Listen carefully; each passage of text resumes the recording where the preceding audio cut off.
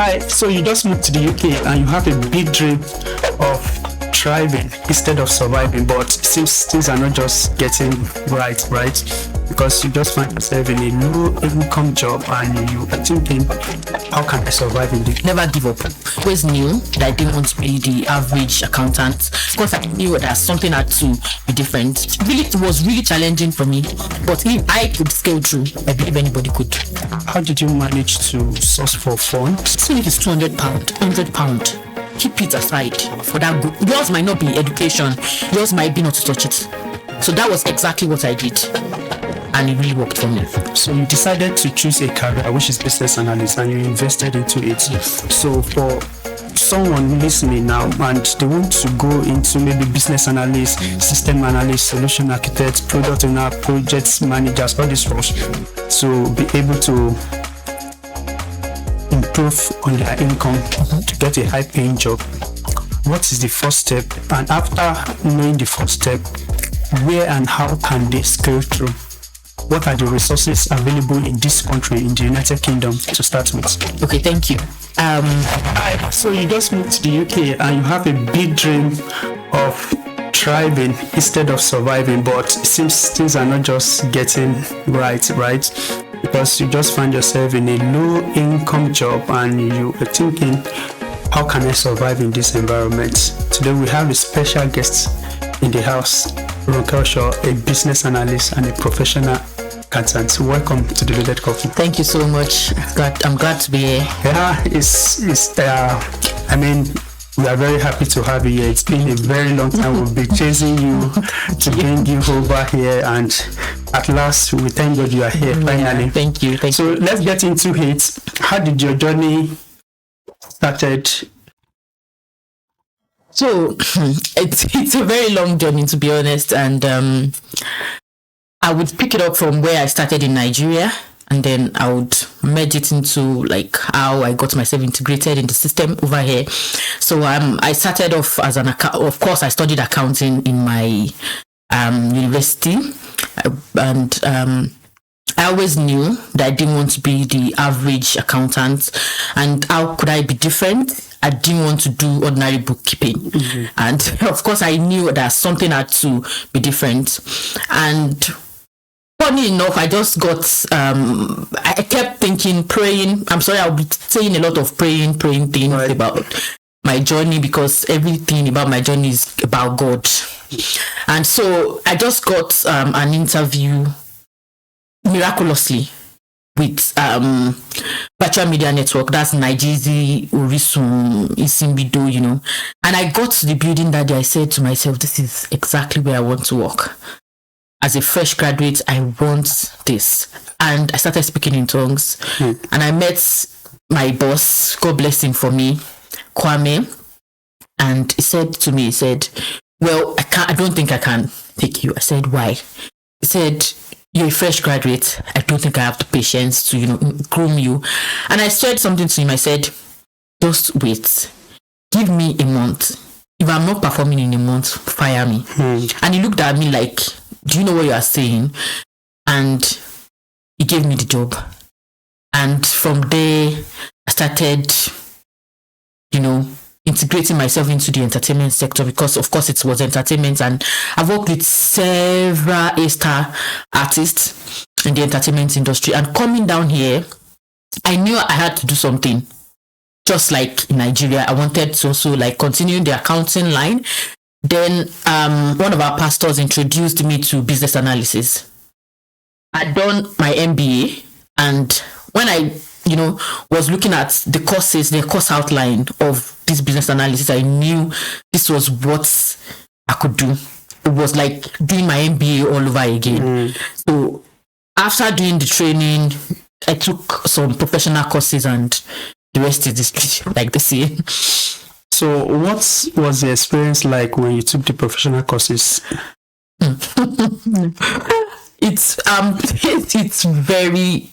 It's a very trying journey. Because at that moment of my life, I was overwhelmed with a lot of things. I took the first exam and I got 25 out of 26. Just 1 mark. And one mark? Yes. And I failed. So, it was, I remember I cried so much that day because I already prepared so well for this exam, but because that very day my child was very sick. I was working 2 jobs at the moment. My child was extremely sick. I mean, I think we just arrived from the hospital. Ambulance came to pick us, and so I was overwhelmed, and I still went for the exam because I couldn't like shift it further. I've been like moving the data. I couldn't move the data again. It was a solitary journey, like a very personal journey. Like I couldn't tell anybody. People didn't even know I was doing the professional course. I was doing it on my own, funding myself. It wasn't like a company funding me. I paid for all the exams myself. I paid at once. I saved the money, paid everything at once. So it was really challenging for me. But if I could scale through, I believe anybody could. Wow. So when you were preparing yourself for the exam, and how did you manage to source for funds? How did you get money to pay for these professional exams? Is it something realistic for new migrants coming to the UK to save up and get into it like yourself? Thank you so much. That's a very powerful question, to be honest. And I'm not going to lie. It's not easy. But there's an English saying that says, where there's a will, there's a way. Mm-hmm. And let's always remember that we have God. When I got into the country, I was doing, of course, odd jobs like everybody else. But my money, there's something we call, like in the Yoruba part of where of Nigeria, there's something they call our joyce contribution. You save like with so many people. Thrift, I see. Thrift, yeah. So I knew that I needed to do something like that. The money I had was not sufficient for me. So if I saved my money by myself with myself, I would definitely like put my hand in it, if you understand what I mean, and spend the money. So I knew I needed this thrift to, help my life. Anytime I did the thrift, I wrote down, what I wanted to do. I still have it in my my notes because I love to write my plans out. I write them out on my phone. I have everything. So on my note, I wrote it down that this money is for my education. So I was taking, I'm not saying it's going to be easy. I didn't start all this until like after maybe 6, 7, 8 months that I came into the country. I was stability first. You need to be able to stabilize. Some people do not even have jobs. I didn't get a job until like after 4 months of coming into the country. How did you survive? That's another big story. So once you can, maybe once the both of you, or once you have like a steady income, even from your odd jobs, even if you're a cleaner, you have a steady income, you can get something, you know that this is my regular pay. Even if it's £200, £100, keep it aside for that goal. Yours might not be education, yours might be something else. Keep it aside for that goal and make sure you're not touching it. If you keep it with yourself, you might, of course, you will likely touch it. So keep it in a place where you are likely not to touch it. So that was exactly what I did. And it really worked for me. So you invested in yourself, in your personal development. Yes, I did. So you decided to choose a career, which is business analyst, and you invested into it. Yes. So for someone listening now and they want to go into maybe business analyst, system analyst, solution architect, product owner, project managers, all these roles, to be able to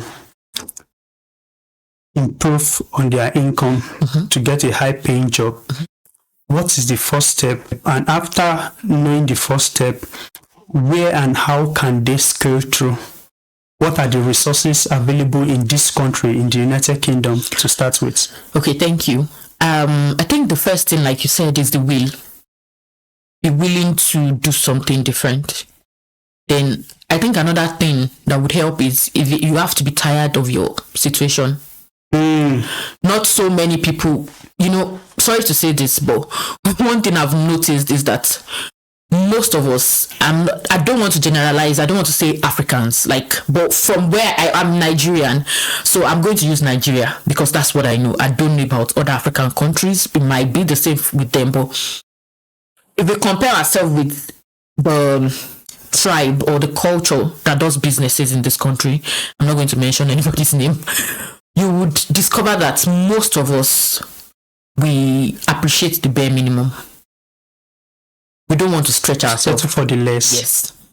So I think that part should be in us where you don't want to settle, like you said. So settling is not about only marriage, you know, you should not settle in your finance too.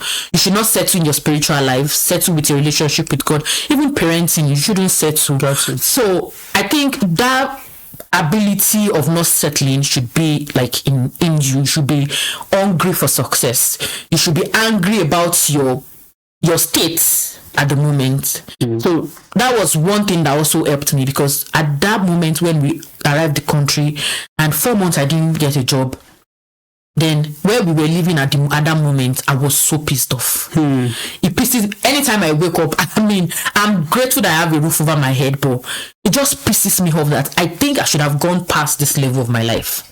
So that's another thing I think everybody should have in them: hunger for greatness. You must be tired of your situation. You must. If you are not tired, I don't think you can move, to be honest, because you always find an excuse as to why you should be in that particular position. So I was tired of my situation, and also there are so many resources out there. I'm grateful for the pastor that introduced me to business analysis, and he trained me. You could also go for that training. But if you are just arriving into the country, of course I wouldn't say go for a training, because you don't have the wherewithal to do that. So there are so many resources online. You have YouTube. I remember that even in my I'm allowed to say this because I actually told my manager about it, so I think I can share. So when I got into my role, the tool that we use in my company is called Draw. It's on Miro. We don't use Visio for mapping. I've never in my entire life. Most people use Visio. I've never in my entire life heard of Draw. Wow. So I opened up to my boss. I said, I'm sorry, but I've never heard of Draw. I know of Miro, I know of Visio, I don't know about Draw. And he said he doesn't know anything about it either. So I couldn't even learn from him. What did I do? I went to YouTube. How do I use Draw? And I learned from YouTube. I'm telling you, it's a free resource. Yeah. I learned from it, and that was it. There are so many resources on YouTube. We have several resources on LinkedIn Learning, which I always recommend. LinkedIn Learning will give you certificates. I think it's just £10 per month to subscribe for it. So once you do these things, this certificate is automatically attached to your LinkedIn. So take all those little courses, and by the end, before I even did my BCS, I'm telling you, when I speak, you think I'm like I've done something professional, but I haven't done anything. But because I've done so many research into what I wanted to do, some people, it's not actually, you don't even need to be in business analysis. If you don't read before you go for all these professional courses training, you might find yourself in the wrong profession. So how long does it take you before you get into the role? How many months did it take? Like from the time I came into the country? From the time you finished your training, from the time you finished your training and start applying for job, how many how many months? Okay, so I would say it wasn't like a walk in the park, because you get so many, unfortunately. That's it. It's a normal process. The normal process. So I would say, I think 6 months from the moment I actually became serious with it. Yeah, I would say maybe 4 to 5 months. Yeah. What do you mean by serious with it? Yes, because I had so many gaps. Okay. Because I had a lot of challenges at a point, so I just left it. I dropped it. And at a point, I felt, I don't think this was for me. Don't forget I was convinced. But because I got so many rejections, I felt, I don't think this is for me. So I left it. I was focusing on something else. Then I came back to it and it worked out. So never give up. Never give up. Yes. So for people listening and they are interested, maybe they are tired of their low-paying job, because if we should look at people now working in the UK and they are earning 16, 17, that's not enough. Because when you take your tax, NI, pension, house rent, council tax, bills, transportation, Yeah. food, you have nothing. Nothing. So, and there is a say that if you want to have freedom above your means, you must expand your means. Yeah. Or you live below your means. So in your own situation, you expand your means to live above your means, right? So for people listening now, they want to start, but they are confused. They are confused. Like, let me put myself in a situation whereby I just come into the United Kingdom and I was on a low income and I want to scale up to have a high paying job, to start something meaningful so that I can live above my means, so to expand my means. And I said, okay, BA is something I want to go into. So what are after I've done the training, do this, do that, is there any motivation somewhere, or maybe a body, a license body that can give a certificate? And do I need a degree or experience? Maybe I studied animal production in my country and I'm here in the UK. I don't have any experience. How is it for me to get into that industry here?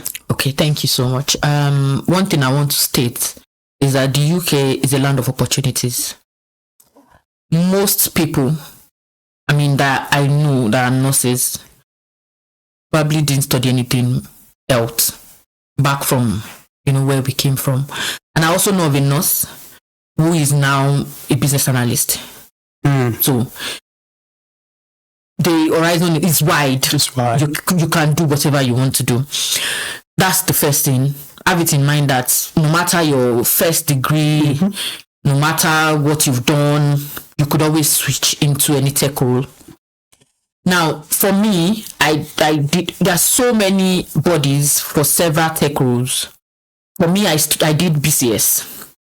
I know, I think cybersecurity, they do something else entirely. So what did I do differently? I didn't have a job then. In fact, I just did my foundation then. BCS foundation. That was the only thing I did then, I remember. And I started going for BCS meetings. I started contributing. Really? Yes. Online? No. Physical. Wow. You would think I've been in this country for maybe 20, 50 years because I was everywhere. I would plan events, I'll plan events. Did you pay for those events? No. Free. It's free. They do their meetings at Teesside. Really? Yeah, at Teesside University. They do it every time. So, and we have like refreshments. I'm presently an executive. I'm an ESCO. Wow. Yeah, so, but what I did differently was that I started attending these meetings. I met people from several, field of business analysis. When they ask me then where do you work, I'll say, for now I'm a freelancer, I'm a BA, I'm looking for opportunities. I'll just package myself up. I'll get home, I'll pray that God, I want to also be able to go back to this place one day and say I'm a BA in this particular place. But those things motivated me. I saw the type of cars they bought. I saw how fresh, most of us, we think that some people do not, like, they don't study, they don't go to school. But you've not met the rich ones. That's why. Yeah. But if you don't go out, you won't know. I remember I took one of my baby sisters to one of these meetings and she kept thanking me. I said, why are you thanking me so much? She said, for the first time she got into this country, she could smell education, smell real life. Like she could see herself in a different space. The kind of thinking, the kind of motivation, you see people discuss intelligently. And I remember I met a lady. This lady, I think, was 26. And she's Swedish. She's doing AI in medicine. She motivated me so much that I got home. I had to have a discussion with my daughter. My daughter is 7-year-old. I had to call her and sit down. What do you want to be exactly in life? I saw this young lady doing something. She was really good, mathematics wise. She was good. And I said to myself that, so could be somebody like this. I mean, some people look up to me, but I saw her like, this is a lady, doing something that in a male-dominated field. So it really motivated me. I think that is one thing I also did differently that really helped me. I looked forward to those days where I would be a business analyst, and I thank God for that now. Wow. Thank you so much for that. So you've explained how to get into the industry. So it doesn't matter, maybe business analyst, there are many roles related: product owner, scrum master, cyber security, project manager, project planner, a lot, construction, a lot of change analyst, strategic analyst, solution analyst, solution architect. We have so many. So for people, if you're a migrant, to be honest with you, this is a great opportunity to explore, to be honest.